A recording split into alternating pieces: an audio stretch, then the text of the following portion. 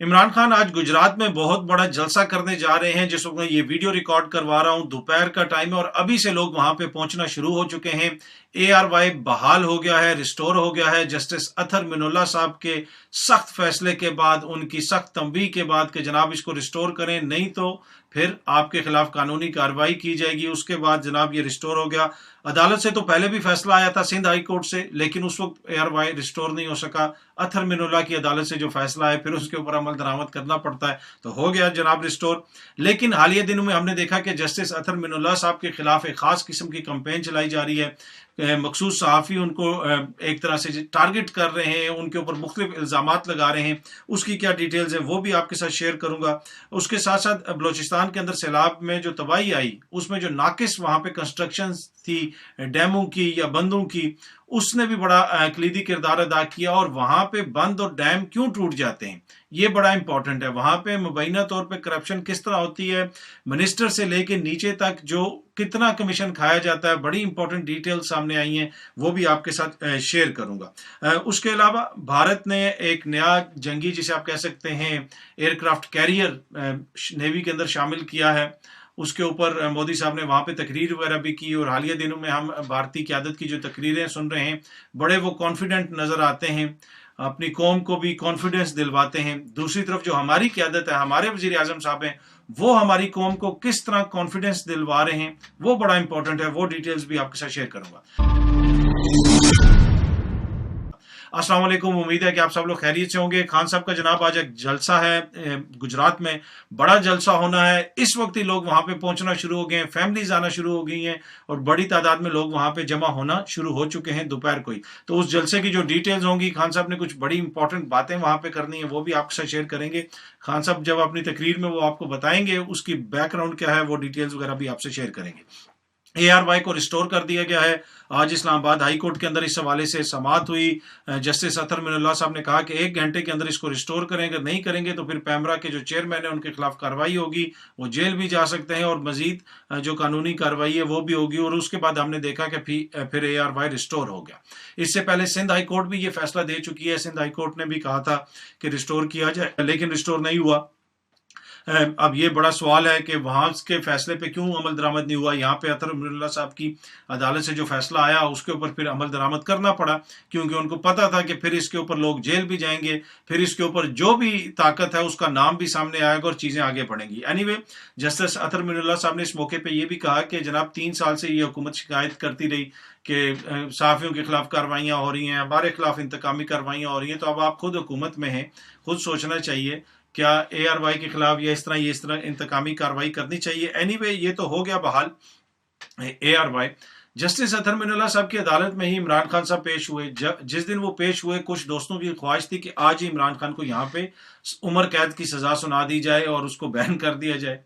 उसके बाद जब उनकी ख्वाहिश पूरी नहीं हुई तो जस्टिस अतर मिनुल्लाह के खिलाफ बाकायदा तौर पे कंपेन शुरू कर दी गई। बाकायदा तौर पे यहां तक कहा गया कि जनाब उनकी इमरान खान से मुलाकातें हुई, इस तरह का तासुर दिया गया और बाकायदा तौर पे उनके ऊपर अटैक किया गया है। एक मुनज़्ज़म कंपेन चलाई जा रही है जस्टिस अतर मिनुल्लाह साहब के हवाले से। ट्विटर के ऊपर आप देख सकते हैं, दीगर जगहों के ऊपर आप देख सकते हैं। इसका जिक्र भी जस्टिस अतर मिनुल्लाह साहब ने भी किया जनाब, इसका जिक्र कि किस तरीके से जो सहाफ़ी दोस्त बातें करते हैं, जो ये जिक्र करते हैं। एनीवे, ये उनकी आज़ादी राय है, हम कुछ नहीं कहते।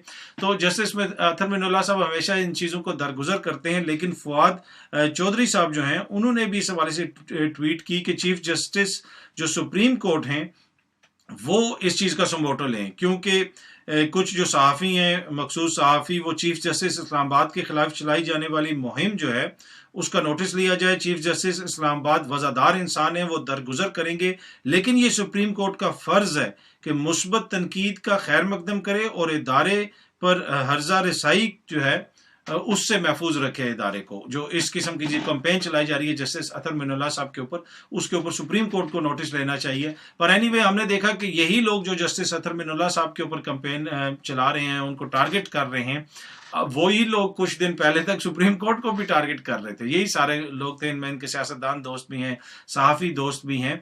और अब इशू क्या है? इशू ये है कि इशू ना कानून का है ना आइन का है। इस वक्त पाकिस्तान के अंदर पोलराइजेशन है। जस्टिस अतर मिनुल्लाह साहब ने भी इस चीज का जिक्र किया कि कुछ सहाफ़ियों के खिलाफ कार्रवाई हो तो आधे उनके दोस्त खुश होते हैं, تو اتنی پولرائزیشن ہو چکی ہے. دیکھیں اس وقت پاکستان دو حصوں کے اندر بٹ چکا ہے. ایک وہ لوگ ہیں جو کوئی بھی چیز جو ہے نا وہ کچھ لوگ یہ کہتے ہیں کہ جناب ایک وہ لوگ ہیں جو پرو عمران ہیں اور ایک وہ لوگ ہیں جو اینٹی عمران ہیں. لیکن چیز اس سے بڑی ہے. یہ پرو عمران اور اینٹی عمران سے چیز بڑی ہے. دو جو طبقات ہیں نا وہ بڑے کھل کے سامنے آئے صحافیوں کے اندر, سیاستدانوں کے اندر اور دیگر جگہوں پہ بھی. ایک تو قوم ہے, قوم ایک طرف کھڑی ہے, اس کا ایک بڑا طبقہ جو ہے وہ عمران خان کے ساتھ کھڑا ہے, وہ بھی میں آپ کو بتاتا ہوں. اس وقت مسئلہ یہ ہے کہ ایک طبقہ ہے جناب مراد یافتہ, ایک طبقہ ہے جو سٹیٹس کو پروٹیکٹ کر رہا ہے, ایک طبقہ ہے وہ ہر صورت میں ان لوگوں کو پروٹیکٹ کرنا چاہتا ہے. اس میں وہ ان کا نظریہ صرف یہ ہے کہ بلاول بچ جائے, مریم بچ جائے, مولانا بچ جائے. اس لیے کہ آپ یہ دیکھ لیں کہ آپ جو ایک صحافی مثال کے طور پہ وہ پیپلز پارٹی کا سپورٹر ہے, پیپلز پارٹی ایک لیفٹ ونگ ہے, شخصی آزادیوں کی بات کرتے ہیں, لیکن آپ وہی دیکھیں گے وہی صحافی اب مولانا کے پیچھے بھی آپ کو کھڑا ہوا نظر آئے گا. میں سیاستدانوں سے ہٹ کے بات کر رہا ہوں اس وقت صحافیوں کی.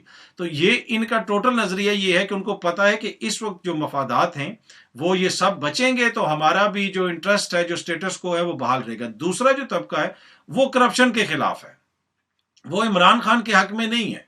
وہ یہ نہیں ہے کہ وہ عمران خان کے حق میں, وہ کرپشن کے خلاف ہے. اس کی مثال ہم نے یہ دیکھ لی کہ حالیہ عرصے میں جن کے اوپر الزام لگتا تھا کہ جناب یہ کسی جو ہے وہ اسٹیبلشمنٹ کے لیے کام کرتے ہیں, پھر بعد میں کہا گیا دیکھیں جی یہ سارے اسٹیبلشمنٹ پہ تنقید کرتے ہیں. وہ بنیادی طور پہ وہ ایک طبقہ ہے جو قوم کا بھی ایک بڑا طبقہ ہے, وہ کرپشن کے خلاف ہے. چاہے کرپشن عمران خان کرے یا کوئی اور کرے, وہ اس کے خلاف ہے.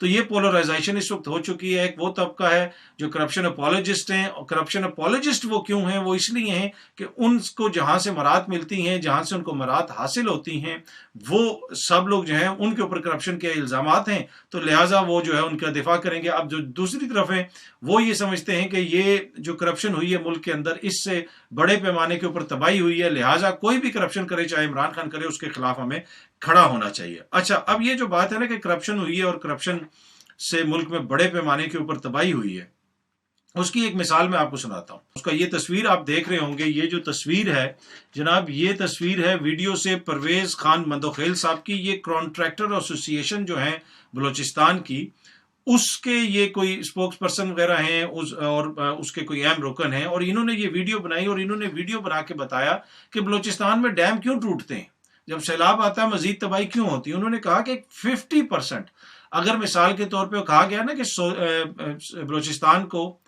1 ارب لیس سے یا 10 ارب یا 20 ارب یا 100 ارب کا بجٹ دیا گیا ہے ترقیاتی فنڈز کا, تو 50% کمیشن میں جاتا ہے, 50% ڈائریکٹ کمیشن میں جاتا ہے. یہ کانٹریکٹر ایسوسی ایشن کا بندہ خود بتا رہا ہے. اس میں انہوں نے بتایا کہ 14% تو ڈائریکٹ سیدھا جو ہے وہ چلا جاتا ہے منسٹر صاحب کو. مثال کے طور پہ 10 ارب کا پروجیکٹ ہے, اس کا 14% آپ نکال لیں. 1 ارب کا پروجیکٹ ہے سیدھا. پھر انہوں نے کہا جی جو ہے اس کے علاوہ جو 10% ہے وہ محکمے کو چلا جاتا ہے, 12% کہیں اور چلا جاتا ہے, تو 50% جو ہے وہ اسٹریٹ اوے آپ دے دیتے ہیں واپس کرپشن میں, رشوتوں میں. اب جو باقی 50% بچتا ہے اس میں آپ نے مزدوری بھی دینی ہے, مٹیریل بھی لینا ہے, اور اپنا منافع بھی کمانا ہے, اور کیا پتا کوئی ٹیکس کے مسائل بھی ہوں, دیگر چیزیں ان کو بھی دیکھنا ہے. تو اس سے آپ اندازہ لگا سکتے ہیں کہ وہاں پہ کرپشن کا کیا لیول ہے. اچھا, اب یہ ویڈیو جب سامنے آئی ہے, اس کے اوپر فواد چودھری صاحب نے بھی جو ہے اس کو ٹیگ کیا اپنے ٹویٹر کے اوپر, اور کہا کہ سپریم کورٹ جو ہے یہ جو سٹیٹمنٹ ہے اس کے اوپر سموٹو ایکشن لینا چاہیے, اس کو دیکھنا چاہیے کہ بلوچستان میں یہ کرپشن کس حد تک ہو رہی ہے. اینی وے, اس حد تک کرپشن ہے, اور جس کے جو نقصان ہو رہا ہے, جس کا وہ پتہ ہے آپ کو قوم کو ہو رہا ہے, اور اس وقت جو بلوچستان کے اندر لوگ لٹے پٹے بیٹھے ہیں, روڈیں ٹوٹ گئی ہیں, اور مطلب کوئی حال ہی نہیں ہے وہاں پہ کنسٹرکشن کا. اچھا, یہ وہاں پہ میرا ایک دوست بلوچستان میں ہوتے ہیں اور وہ ایک سرکاری افسر ہیں اور مختلف جگہوں پہ جاتے رہتے ہیں. انہوں نے بھی مجھے یہ بتایا کہ یار اس طرح کی کرپشن ہوتی ہے کہ تم سوچ نہیں سکتے کہ ایک علاقہ ہے وہاں پہ 4 سکول بنے ہوئے, ایک بندہ آئے گا, ایک منسٹر, وہ ایک ٹھیکہ لے گا, وہاں پہ سکول بنائے گا, ساتھ ہی دوسرا ایک اور سکول بنے گا, پر ایک اور بندہ آئے گا, وہ ساتھ ایک اور سکول بنائے گا. سکول بنانا مقصد نہیں ہے, مقصد ہے کہ ہر ٹھیکے میں سے یہ جو 50% ہے نا, یہ جو مندوخیل صاحب نے بتایا, پرویز خان مندوخیل صاحب نے, وہ مقصد ہوتا ہے کہ وہ ہر ٹھیکے میں سے وہ پیسہ نکالنا ہے اور اپنی عیاشی کرنی ہے. اچھا, اینی وے, آخر میں ایک اور چیز جو میں آپ کے ساتھ شیئر کرنا چاہتا ہوں وہ ہے جناب کہ بھارت نے ایک نیا ایئر کرافٹ کیریئر جو ہے وہ اپنی نیوی میں شامل کیا ہے. ایئر کرافٹ کیریئر ہوتا ہے جناب آپ جسے کہہ سکتے ہیں کہ جو شپ جس پہ جہاز بھی اتر سکتے ہیں, اب وہ جہاز اتر کے دوسرے ملکوں میں جا کے حملے بھی کر سکتے ہیں. اب وہ پاکستانی سمندری حدود کے پاس لا کے اپنا ایئر کرافٹ کیریئر کھڑا کر دیں تو وہیں سے ان کے جہاز اڑیں گے, اور وہ کسی بھی جگہ کو ٹارگٹ کرنا چاہیں تو وہ مثال دے رہا ہوں جس طرح امریکہ کے ہوتے ہیں. تو اینی وے حالیہ عرصے میں ہم نے یہ دیکھا کہ جو ان کی سٹیٹمنٹس آتی ہیں اس قیادت کی ان کی, وہ یہ کہتے ہیں کہ ہم اپنا جو ہے ہر چیز خود کفیل بنیں گے, دفاع مضبوط کریں گے, اور ہم اربوں ڈالر اس پہ بھی خرچ ہو, یہ بھی ہو, وہ بھی کریں گے, سب کچھ کریں گے. اور باقی حالت یہ ہے کہ دیکھیں ایئر کرافٹ کیریئر تو انہوں نے بنا دیا, لیکن وہاں پہ غربت کی سنگین جو ہے وہ حالات ہیں. وہاں پہ پاکستان سے آبادی سے زیادہ لوگ ابھی بھی بھوکے سوتے ہیں, ٹھیک ہے, ابھی بھی بھوکے سوتے ہیں. تو وہ ایک حد تک تو ٹھیک ہے انہوں نے کچھ چیزیں اچیو کی, ان کی اکانومی بڑی اچھی یہ وغیرہ, لیکن وہاں پہ بھی حالات جو ہیں عام بندے کے وہ آپ کو بھی پتا ہے, اور ان کی تو مطلب حالت یہ ہے کہ ان کے جنرل لیول کے لوگ 70,000 روپیہ رشوت لیتے ہوئے پکڑے جاتے ہیں, حالت یہ ہے. لیکن جو لیڈر ہوتا ہے وہ قوم کو کانفیڈنس دیتے ہیں, اور اسی وجہ سے وہ اس قسم کی باتیں کرتے ہیں. ان کے میڈیا پہ بھی آپ دیکھ لیں وہ اپنے قوم کو ہر وقت اٹھانے کی باتیں کرتے رہتے ہیں. پر اینی وے یہ ان کی لیڈرشپ ہے جو اس قسم کے وہاں پہ بیانات دے رہی ہے, اور دوسری طرف جو ہے ہماری لیڈرشپ جو ہمارے وزیر اعظم ہے وہ بھی قوم کو کانفیڈنس دے رہے ہیں. گزشتہ روز انہوں نے کہا کہ ہماری تو حالت یہ ہے کہ ہم IMF کی مرضی کے بغیر چھینک بھی نہیں مار سکتے, اور انہوں نے یہ بھی کہا کہ پھر آپ مجھ پہ تنقید کرتے ہیں لیکن فقیر کیا نخرہ کر سکتا ہے. مطلب اس حد تک وہ اب جب آپ کسی کو یہ کہہ دیں کہ بھائی تم فقیر ہو, تم بھکاری ہو, تم چھینک بھی کسی کی مرضی سے نہیں مار سکتے, تو تمہارے میں کیا کانفیڈنس رہ جائے گا قوم کے اندر, تم کیا کسی کا مقابلہ کرو گے. مطلب کوئی ہوتا ہے نا کہ کوئی آپ قوم کو کہتے ہیں کہ جناب ہم غلامی قبول نہیں کریں گے, ہاں دوستی سب سے کریں گے, محنت کریں گے, اپنے آپ کو خوددار بنائیں گے یا اپنا حالات بہتر کریں گے, ہاں مشکلات ہیں, لیکن اتنا ڈیفیٹسٹ مائنڈ سیٹ کہ جناب کہ قوم بھی ہماری فقیر ہے, ہم چھینک بھی ان کی مرضی کے بغیر نہیں لے سکتے. اب آپ یہ سوچیں یہ کیوں امپورٹنٹ ہے. یہ اس لیے امپورٹنٹ ہے کہ یہ جو مائنڈ سیٹ ہے, یہ شکست خوردہ مائنڈ سیٹ آپ کو عالمی پلیٹ فارمز کے اوپر ریپرزینٹ کرتا ہے, جو آپ کے سامنے یہ کہہ رہا ہے کہ میں IMF کی مرضی سے ہم چھینک نہیں لے سکتے, یا فقیروں کا کیا نخرہ ہوتا ہے. جب یہ لوگ IMF کے سامنے بیٹھتے ہوں گے تو یہ تو میرے خیال میں اندر جاتے ساتھ ہی زمین پہ بیٹھ جاتے ہوں گے, نہیں سر تسی اوپر بیٹھو, اسی تھلے ہی ٹھیک ہے. یہ مائنڈ سیٹ ہے جو ریپرزینٹ کر رہا ہے آپ کو اس وقت پوری دنیا میں. تو پھر یہی ہوگا پاکستان کے ساتھ جو ہو رہا ہے کہ ہر بندہ کھڑا ہوگا اور الٹا لیکچر دے گا. اینی وے آپ جب اپنے آپ کو ریپرزینٹ کرتے ہیں تو تھوڑی سی ڈگنیٹی سے, تھوڑا سا ٹھیک ہے مشکل حالات آتے رہتے ہیں قوموں کے, ساری قومیں جو ہیں وہ اس سے ڈیل کرتی ہیں, ہر کوئی ان دور سے گزرا ہوتا ہے, لیکن آپ ایک اپنے پراؤڈلی اپنی نیشن کو ریپرزینٹ کرتے ہیں جا کے, یہ نہیں کہتے کہ جا کے جناب ہم تو آپ کی مرضی کے بغیر چھینک نہیں لے سکتے. اور اس لیے کہ یہ ایک پوری تاریخ ہے ان کی, یہ ادھر جاتے ہیں تو کہتے ہیں یہ مولوی ہے تو ہم ایسے نہیں ہیں, ہم بالکل آپ جیسے ہیں.